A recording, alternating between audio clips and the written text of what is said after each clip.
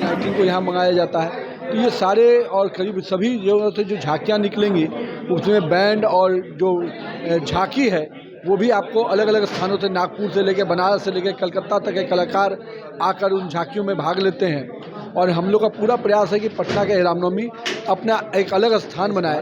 तो उसके लिए सभी जो पूजा कमेटियां हैं लोकल स्थान पर प्रशासन से भी अनुमति लेती हैं और उस अनुमति के बाद स्थानीय प्रशासन भी यात्राओं के क्रम में रहता है। प्लस हमारे वॉलेंटियर जो होते हैं हर पूजा कमेटी में वो भी सहयोग करते हैं। और देखिए किसी भी इतने बड़े आयोजन में जनमानस का बिना सहयोग के कोई।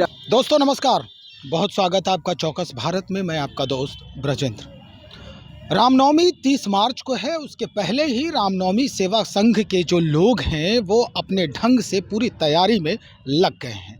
चलिए, हम नितिन नवीन जो पूर्व मंत्री रहे हैं भारतीय जनता पार्टी के तरफ से, उनके आवास पर हैं और एक प्रेस कॉन्फ्रेंस किया है इन्होंने। और प्रेस कॉन्फ्रेंस के बाद हमसे वो सीधी बातचीत किए। बातचीत में क्या कुछ कह रहे हैं जरा पहले वो सुन लीजिए आप। क्या है सर पूरा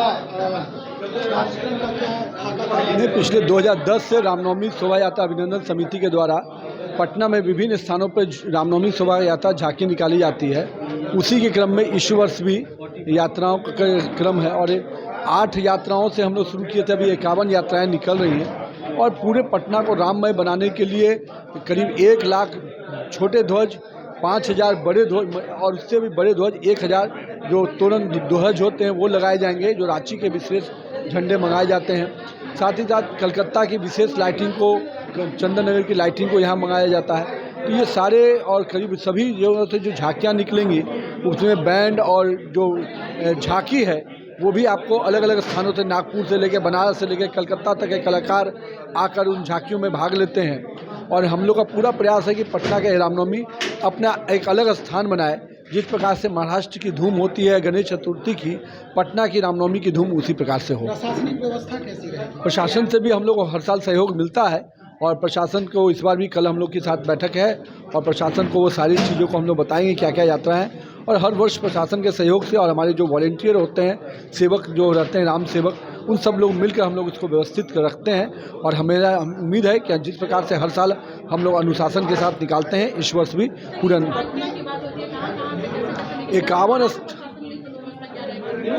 51 स्थानों से निकल रहा है इस बार।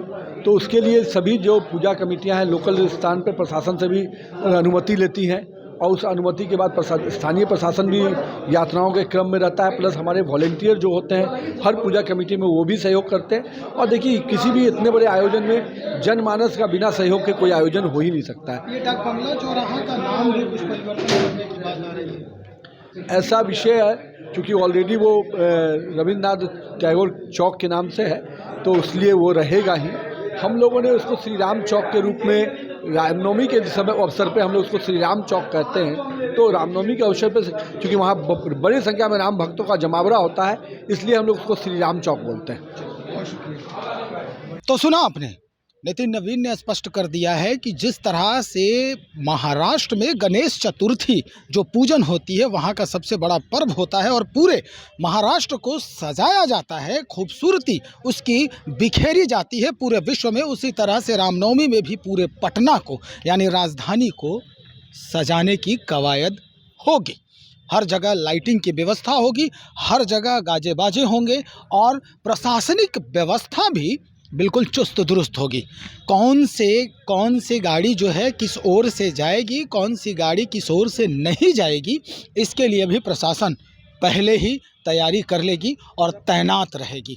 चाक चौबंद व्यवस्था यानी सुरक्षा का भी पुख्ता इंतज़ाम उस दौरान होगा।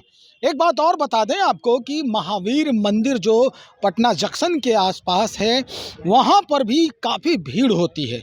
एक रात पहले से ही वहाँ लंबी कतार लग जाती है। उसके लिए भी ये जो पूरा संघ है पूरी व्यवस्था कर चुकी है। चलिए अब देखते हैं कि रामनवमी और उसके पहले जो नवरात्रा शुरू हो रहा है उसके बाद छठ का जो कहते हैं चैती छठ जो है ये भी एक पर्व है। तो इन सारे व्यवस्थाओं को लेकर प्रशासनिक व्यवस्था और राज्य सरकार जो है किस तरह की व्यवस्था करती है ये हम ज़रूर दिखाएंगे भी और बताएंगे भी। आप बने रहें हमारे साथ। बहुत शुक्रिया आपका।